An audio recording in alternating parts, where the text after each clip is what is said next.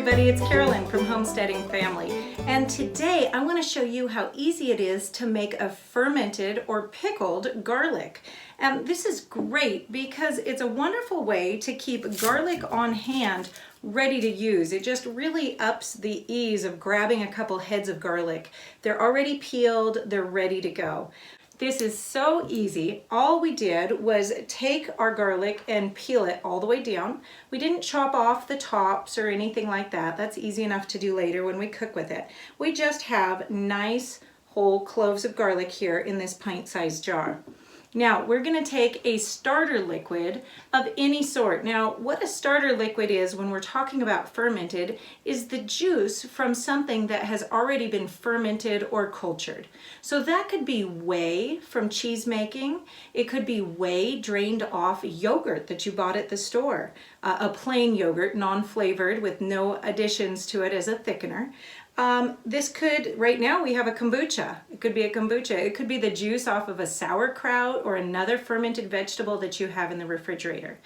If you don't have a starter liquid on hand, don't worry, you can still do this. You're just gonna have to use water for this part and then double the amount of salt that you have. All right, now we're going to take that quarter cup of starter liquid, and to that I'm going to add a tablespoon of good quality salt. Now today I have a pure sea salt. It doesn't have a bunch of additives to it, or it hasn't been colorized or anything like that. And I'm just going to stir that into that starter liquid. Now a tablespoon in this ratio is going to make a pretty strong brine. This is going to be pretty salty, but I want this to last really well for a long time. So that's why I'm using this stronger brine. Now I'm going to go ahead and add about a quarter cup of just water. That salt is reacting with the kombucha there and it's making it nice and fizzy. It's a lot of fun. It won't make fizzy garlic. It'll stop fizzing by that time. And we're just stirring it to make sure we have that salt pretty well dissolved. All right, now we're gonna go ahead and pour that right on over our garlic cloves.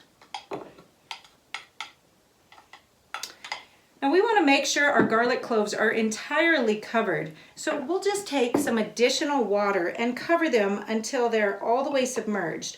But we do want to leave a nice headspace here because as the salt pulls out any moisture out of that garlic, it will go ahead and fill up the jar even more. So we want to leave a little bit of working space, headspace here at the top, probably about an inch. Now, garlic can be one of those things that's challenging to keep under the liquid level. So you can use something like a cabbage leaf to cover it and weight it down. You could use a small jar or a shot glass to drop in here to weight it down. Or you could take the simple method, which I'm going to show you here, and put a lid on. And then every time you walk by through the kitchen for the next few days, just give your jar a good shake a couple of times over, and that'll just help to disorganize any mold that's trying to grow on the top of it, and it will just wet all of that garlic again in that good salt water.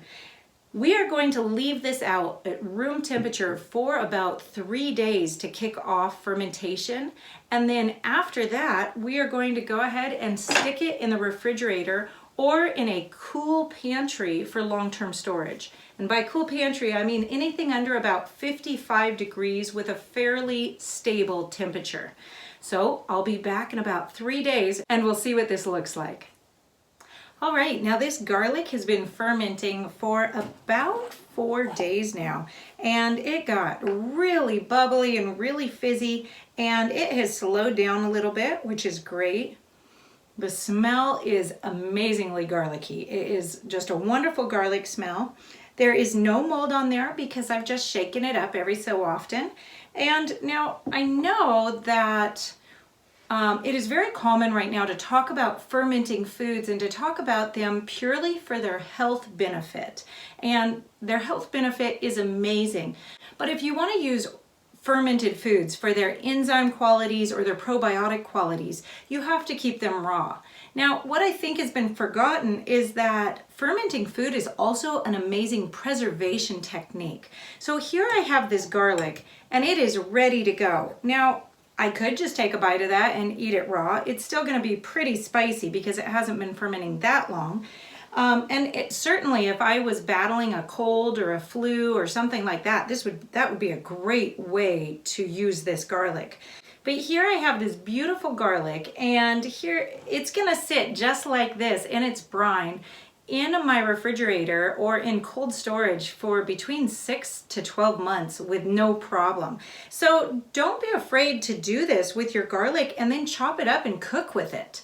It is a preservation technique. And so yes, you may lose its probiotic quality, but you're gaining the ability to make your food last on your pantry shelf or your refrigerator shelf for much longer than it would just in common storage. So you can just chop it up just like you would any other time, fresh garlic, and use it like that. And the flavor will be good. It'll be great. It's easy to use because it's already peeled and ready to go. And hey, it couldn't get easier than that. It's just sitting there waiting for you in your fridge. The next time you see garlic sitting on your counter that you think, boy, I better use that up or it's not going to be good for very much longer, go ahead and make a jar of fermented garlic with it so that you've got it ready to use whenever you need it. Take care, you guys.